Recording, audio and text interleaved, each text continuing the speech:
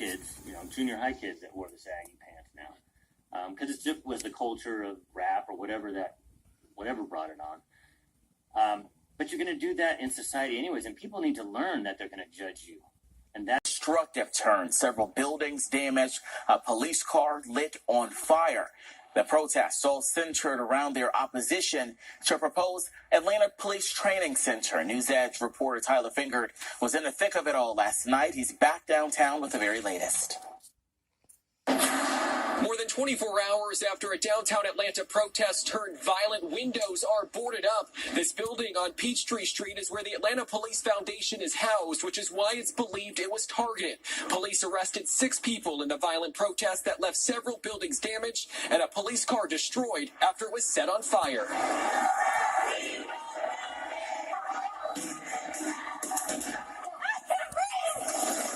Downtown Atlanta erupted into a scene of chaos Saturday night as a protest took a violent turn. At least 3 buildings were damaged when rioters threw bricks and rocks, shattering windows. At least 2 police cars were targeted.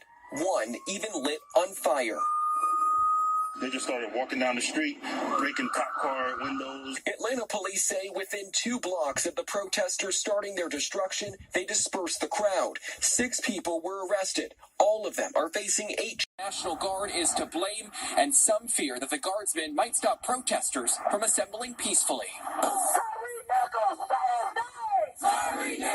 For the second straight day, protesters took to the streets of downtown Atlanta Saturday. The afternoon protest in March at Centennial Olympic Park comes hours after a Friday night demonstration there. Put the killer cops away.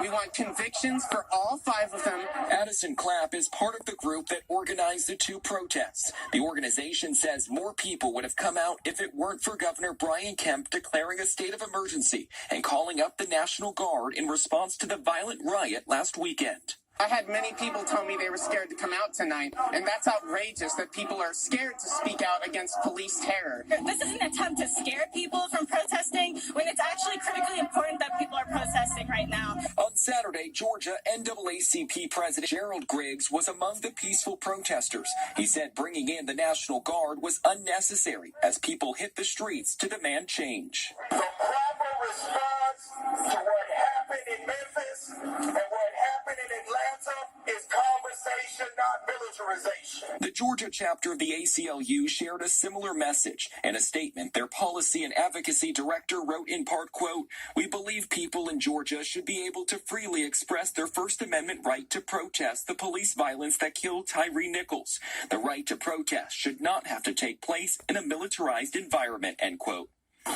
Outdated look into race and involving race into everything that is actually happening in this country, because everything is not racist. Can a person be a bad person? Can a person just lack judgment and lack the necessary individual tools needed to do a great job? I think that once we're able to get out of this mindset that everything has to be about race, I think we'll see things for what they actually are. Dr. King told us we should judge people by the content of the character and not the color of their skin. And it seems like to me that we're regressing. We're not moving forward. We're taking steps backward. I see what you mean about the importance of looking at this on an individual level.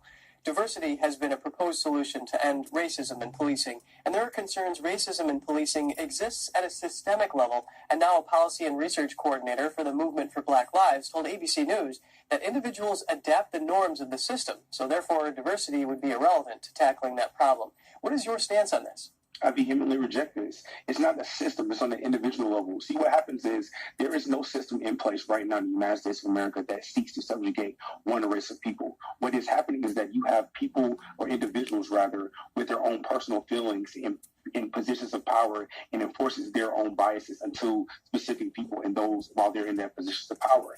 I think that we have to take a step back and understand that it's never been about diversity. It's been about the content and of the character of the person within these specific positions. And again, I think that for the last 2 or 3 years, we've got this wrong completely. It's not about equality. It's not about equity in that sense. It's about understanding that the best people need to be put forward for these types of positions that involves being a public servant. We're not getting down to the core of the issue, and the core of the issue runs back to the fact that there needs to be better people for the job, and this is on an individual basis and not on a collective basis as we've been led to believe. Well, thank you so much for offering your viewpoint on this complex issue and this tragedy. Barrington Martin II, a former congressional candidate from Georgia and the host of the Barrington Report, it's great to have your analysis today. Thank you. Literally surreal.